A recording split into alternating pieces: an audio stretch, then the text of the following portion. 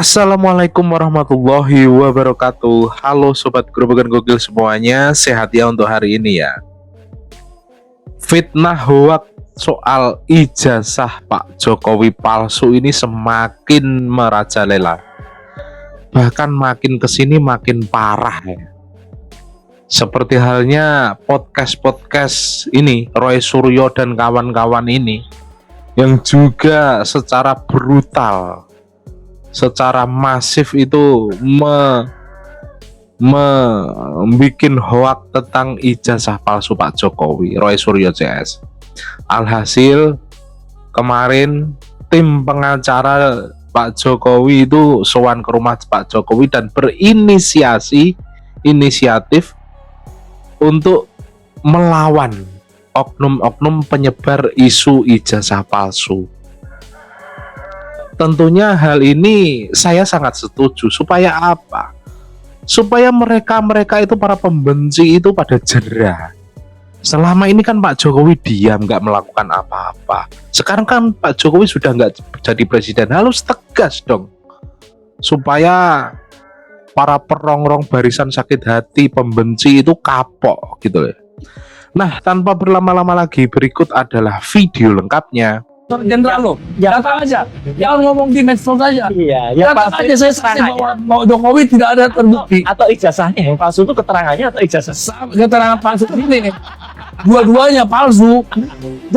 Jadi bisa kalau Pak Luhut itu coba-coba nekat bersaksi di sidang, bisa kena 7 tahun penjara ya? Kena lah memberi keterangan palsu, jangan cuma medsos dong, berani di sidang pengadilan daftarkan, karena pengacaranya kok daftarkan aja. Dia saksi meringankan si Jokowi. Ya. Apalagi ini menarik nih Pak Janes dan Mas Mahmud. Ada satu orang lagi ya, seorang pakar IT dari UGM juga, Desmond Siunan. Iya, itu kan mengatakan 11.000 triliun%. Iya, Ya kan, itu nggak masuk. Nah, artinya kalau yang satu bilang palsu, yang satu bilang enggak. Ini kan nggak mungkin dua-duanya benar kan? Betul. yang Pak Sianipar itu, Resmond Sianipar ya, mengatakan bahwa 99 triliun persen palsu. Berarti Jokowi ini sudah betul-betul menipu ratusan jenderal. Kok jenderal Pak? Kan bukan Pak Luhut jenderal yang dia tipu. Ratusan. Kan dia panglima tertinggi Republik Panglima loh. Padahal ijazahnya palsu, ditipu semua. Masa kita diam aja sih? Mungkin yang lagi ramai tadi juga ada yang menanyakan juga mungkin mengenai ijazah Pak Jokowi, itu salah satu yang sedang kita lihat agak sedikit ramai di media. Jadi ya kita melihat sebenarnya ini kan perkara sudah lama, sudah dari 2023 perkaranya, dan kita sudah menjadi kuasa hukum Pak Jokowi. Dari situ ada 2 gugatan juga di PN Jakarta Pusat dan 1 juga di Petun, dan itu sudah kita menangkan, dan gugatan dari lawan juga sudah kalah. Jadi sebenarnya kita juga bingung nih kenapa masih ada juga pihak-pihak yang menanyakan juga mengenai keaslian ijazah Pak Jokowi. Karena kami juga melihat khususnya dari pihak instansi yang berwenang pun, dari UGM pun juga sudah memberikan statement yang clear bahwa memang jelas ijazahnya juga sudah diakui dan Pak Jokowi memang merupakan alumni dari UGM. Itu sih secara gambaran besarnya. Yang baru Pak? Ada langkah baru sebenarnya kita masih pertimbangkan ya, karena dari dulu kan kita selaku kuasa dari Pak Jokowi selaku tergugat lebih pasif. Kita hanya bilang bahwa sudah ada jalur hukum, silahkan ditempuh, itu merupakan hak setiap warga negara, dan kita juga meresponinya dengan memberikan jawaban di pengadilan juga, dan sudah selesai perkaranya. Cuman sekarang memang kita sedang mempertimbangkan langkah-langkah hukum, karena kita melihat makin kesini ada oknum-oknum atau ada pihak-pihak yang sudah mulai menjalani jalur-jalur di luar hukum, dan itu sudah sangat sifatnya mungkin sudah ada yang berita bohong, sifatnya udah lebih ke arah fitnah, dan ini ingin kita hindari. Karena khususnya ini lagi masa Lebaran, suasananya lagi guyup, lagi baik, ya kita sayangkan, dan kita juga menghimbau agar pihak manapun agar janganlah, sudah stop lah untuk melakukan hal-hal seperti itu. Sudah dikoordinasikan dengan Pak Jokowi terkait langkah itu? Sedang kita pertimbangkan. Kalau dari Pak Jokowi kan dari 2 tahun lalu juga sebenarnya belum mau melakukan apa-apa, karena memang ya mungkin udah tahu sendiri sifat Pak Jokowi. Cuma makin kesini kalau memang sekarang Pak Jokowi bukan lagi presiden, masih diserang secara pribadi, ya ini kami juga menilainya mungkin kita pertimbangkan untuk melakukan langkah. Assalamualaikum warahmatullahi wabarakatuh ya teman-teman. Ini adalah beliau ini yang sering menanyakan ijazah Bapak Jokowi palsu. Ini saksinya. Ini saksi hidup. Beliau bisa memperlihatkan keaslian ijazah Bapak Jokowi. Ya, ada Dekan Fakultas UGM Universitas Gadjah Mada Fakultas Kehutanan sudah memverifikasi kalau ada nomor ijazahnya, ya fotokopi ijazahnya ada, ijazah nomor ijazah Bapak Jokowi, dan yang asli itu diberikan Bapak Jokowi. Yang fotokopi itu ada nomor ijazahnya, ya udah diverifikasi oleh Dekan UGM. Beliau ini juga saksi hidup atas keaslian ijazah Bapak Jokowi. Ya, jadi ijazahnya itu benar-benar asli, bukan palsu, bukan fotokopi, bukan mengada-ngada. Ya teman-teman ya, sampai di sini paham ya. Please jangan ngomong ijazah palsu, oke? Assalamualaikum warahmatullahi wabarakatuh. Apalagi dengan saya. Fitnah tentang ijazah palsu ini semakin menggila. Ya, mereka semakin mencari-cari cara agar masyarakat Indonesia meyakini bahwa ijazah Pak Jokowi palsu. Awal fitnah ini muncul yaitu dari mulut Bambang Tri. Kita tidak tahu siapa Bambang Tri, sekolah di mana dia, lulusan apa, siapa dia. Tiba-tiba muncul membawa isu bahwa ijazah Bapak Jokowi SD, SMP, SMA-nya palsu.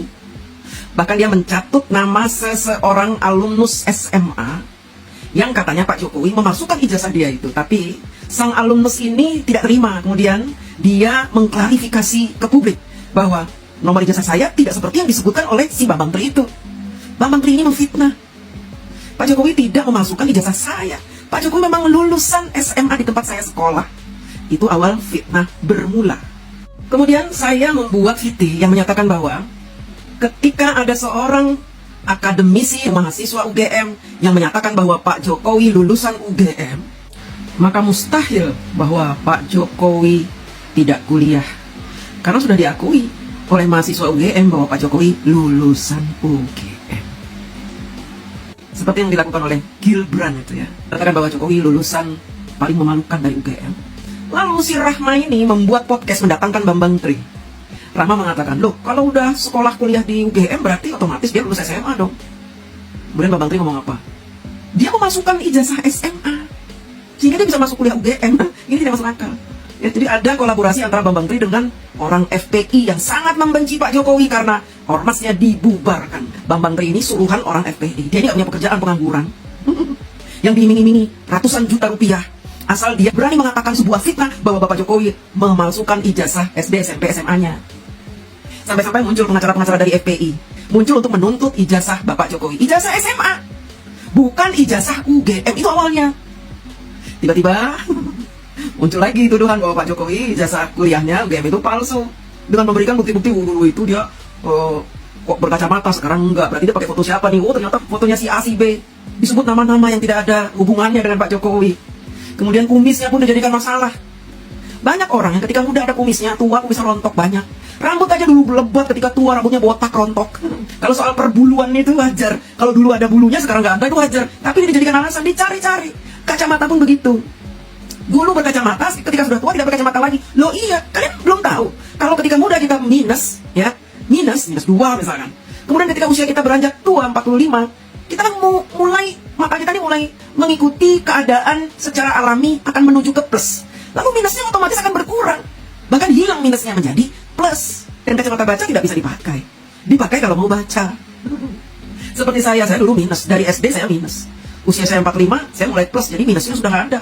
Sudah berkurang minusnya. Bisa membaca jarak jauh. Ya. Kalau dulu saya jarak jauh nggak bisa membaca. Nggak kelihatan. Sekarang saya kelihatan dari jauh tulisan. Kalau dari dekat malah buram. Nah itu karena plus. Jadi saya melepas kacamata saya. Masih banyak orang yang tidak percaya dengan ijazah palsu. Kemudian dimunculkan lagi, dicari-cari lagi kesalahannya, bukti-bukti yang mereka cari-cari. Fontnya katanya, di tahun 85 itu belum ada font Times New Roman. Mereka lupa ya, bahwa tahun 85 ini sudah ada mesin ketik IBM yang memang ya font bawaannya itu Times New Roman. Saya dulu koleksi mesin tik. Dari mesin tik yang cetak-cetok sampai mesin tik yang halus, yang semi komputer IBM ya, sampai saya punya komputer. Jadi mereka ini nggak berhenti sampai di situ. Setelah Times New Roman bisa dipatahkan, mereka cari lagi bukti lain. Mereka mengatakan, kata si Anu bahwa tuduhan ijazah palsu itu tuduhan bodoh. Padahal lihat ini buktinya. Dosen pembimbing skripsi Jokowi saat ini usianya 63 tahun.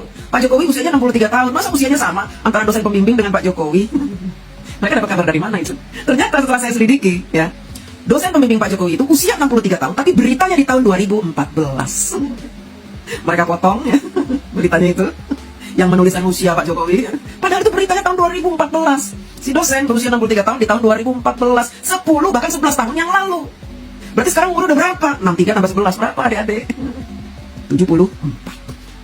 Jadi jangan suka kalian itu mencari-cari kesalahan karena gampang dipatahkan. Benar bahwa tuduhan ijazah palsu terhadap Pak Jokowi adalah tuduhan paling dungu sedunia, ya. Fitnah yang paling mudah dipatahkan. Makanya saya sering ngomong di live saya, datangkan saya menemui pengacara-pengacara yang katanya menuntut Pak Jokowi tentang ijazah palsu. Saya berani menghadapi sendirian. Karena apa? Ini mudah sekali dipatahkan gitu. Pembimbing Pak Jokowi ini diwawancara oleh seorang wartawan media massa. Sang dosen pembimbing Bapak Jokowi mengatakan bahwa Bapak Jokowi itu kecerdasannya di atas rata-rata mahasiswa saat itu. Dan itu diakui. Ya, dosen bicara begitu depan wartawan. Tapi apa yang diberitakan oleh kubu sebelah? Bahkan ada orang profesor apa itu ya, wah bertitel lah kayak cerdas dia berbicara di podcastnya gitu. Dia mengatakan bahwa Pak Jokowi pernah mengaku IPK-nya di bawah 2. Percaya nggak kamu Pak Jokowi IPK-nya di bawah 2? Dan dia sangat berani sekali menyebutkan angka IPK seseorang yang dia tidak pernah melihat. Dan dia mengatakan bahwa Pak Jokowi mengatakan ke majalah Tempo. Kapan Pak Jokowi diwawancara majalah Tempo? Sementara sejak tahun 2014 majalah Tempo selalu memberitakan hal negatif dan tidak berani mendatangkan Pak Jokowi untuk mengklarifikasi. Jelas ini tuduhan yang tidak ada buktinya. Tuduhan-tuduhan seperti ini sengaja disebarkan supaya rakyat Indonesia percaya bahwa ijazah Pak Jokowi palsu. Dan kita ini yang memberitakan, meluruskan fitnah-fitnah mereka, dianggap kita ini menjilat terus Jokowi, jilat terus. Ini emang penikmat bansos ini, jomosnya Jokowi ini, ternaknya Mulyono ini, bela terus. Kamu nanti akan berada di akhirat bersama Jokowi, si penipu itu. So tahu ya, bahkan mereka bisa melaknat kita, menyebut bahwa kita akan berada di neraka bersama Pak Jokowi. Memang mereka siapa? Berani mengatakan itu ketika ada orang meluruskan fitnah. Kali saya menantang untuk mendatangkan saya. Kalau memang saya berbicara dusta, tentu saya tidak berani menantang, tentu saya tidak berani didatangkan. Faktanya apa? Sampai detik ini tidak ada yang menelepon saya, tidak ada yang mengajak saya berbicara, menyebutkan fakta-fakta tentang kubu Fafa. Nggak ada yang berani. Apalagi soal ijazah palsu Pak Jokowi. Tidak akan ada yang berani mendatangkan orang yang punya bukti-bukti, data akurat, menjelaskan bahwa tuduhan ijazah palsu itu adalah fitnah.